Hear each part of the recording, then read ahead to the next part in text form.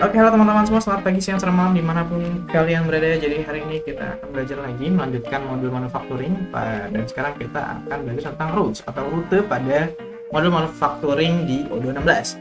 Dan apa sih sebenarnya rute itu, gunanya buat apa? Jadi rute ini adalah serangkaian langkah tahapan yang menentukan bagaimana produk itu tuh bisa diproses sampai di delivery ke pelanggan atau customer gitu. Jadi ini sangat membantu kita untuk melihat bagaimana proses itu berjalan dari pembuatan, produksi, kemudian prosesnya seperti apa, di warehouse mana, dan lain sebagainya, sampai disampaikan atau diantarkan ke customer kita gitu teman-teman. Jadi itu gunanya rute ya. Oke, langsung aja kita eksekusi untuk pembuatan rute. Dan sekarang kita berada di modul inventory teman-teman. Jadi sebelum kita buat rutenya, kita akan modifikasi beberapa settings yang ada di warehouse dulu teman-teman. Yang pertama kita akan lakukan untuk raw material, warehouse raw material di sini. Oke, di sini kita ganti ini nggak perlu incoming shipment, outgoing shipmentnya nggak perlu, mungkin resupply-nya pun udah cocok ya, udah pas ini dari resupply, jadi kayaknya nggak ada yang perlu diganti. Oke, kemudian kita cek untuk konfigurasi house work in process, itu kita perlu receive goods directly aja ya, incoming shipmentnya.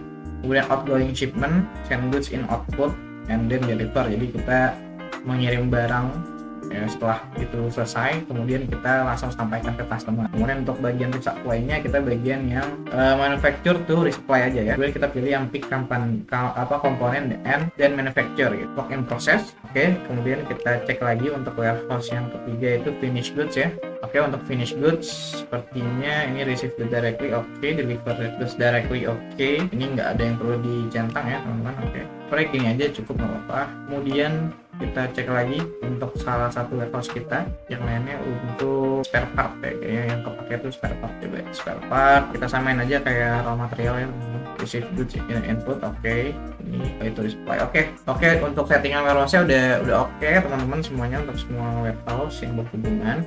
Selanjutnya kita akan pergi ke produk ya. Jadi di produk ini kita akan buat rutenya, dan ini kita pilih untuk yang si FG001. Oke, ini untuk kita pilih mobil mainan tipe rendah. Oke, sini kita udah ke detail, dan dari detail ini kita pilih yang can be sold ya. Oke, nanti kita masuk ke inventory, dan ini kita checklist dua-duanya by manufacturer.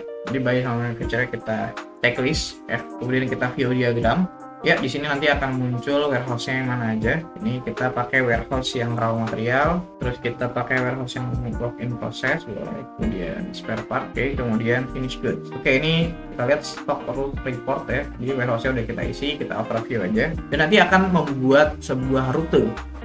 Dan ini dia tampilan rute yang sudah kita buat teman-teman. Jadi di sini ada dua ya. Jadi kan tadi ada dari spare part ya. Jadi di sini ada receipt ya. Jadi kalau kita baca di sini lainnya, kalau ini bagian payment ya. Nah, ini ada buy gitu, jadi dia membeli. Jadi dari partner vendor itu kita beli, kemudian nanti akan masuk ke raw material input, atau nanti kalau kita misalkan beli spare part, nah itu nanti masuk ke warehouse yang bagian spare part. Kemudian nanti di virtual ya, di production sini nanti ada work in process, yaitu manufacturing ya, pembuatan itu ini akan masuk ke stok, nanti bisa diambil lagi, nanti masuk ke output. Dari output pun nanti bisa langsung kita delivery order gitu, atau langsung kita jual ke customer. Nah, kemudian kita bisa pick komponen dari stok ke pre-production, kemudian bisa di manufacturing lagi untuk jadi production, dari pre-production. Kemudian ada internal transfer, di sini ada input, dari input ke stok, dan ini adalah bisa langsung dari, kalau misalkan raw material ini stoknya itu bisa kita langsung jual ke customer. Di sini juga ada internal transfer dari input ke stok ya, dari spare part ya. Kemudian di sini